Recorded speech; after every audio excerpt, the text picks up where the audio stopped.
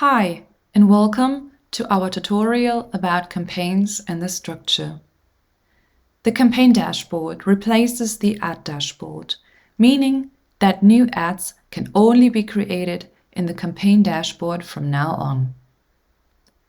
Campaigns use folders, and here on the left, you have a campaign overview. When opening a campaign, you can see all the current and past ads for that campaign. To create a new campaign, click on this button. First, give your campaign a name. Then start adding more information. Check out our YouTube tutorials to learn more about that.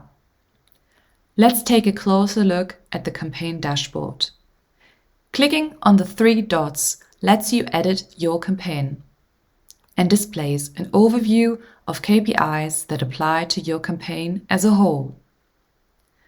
If you click on a campaign, you can browse the individual ads it contains.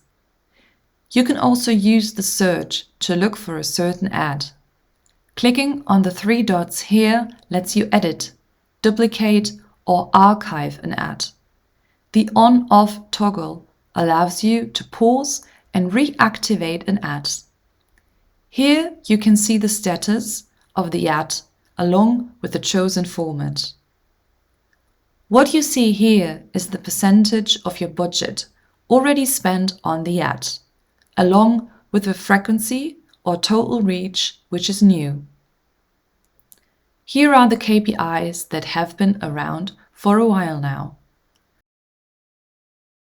When selecting a time period for which you'd like to see individual values, the green check mark shows you which KPIs do and don't apply to your selected time period.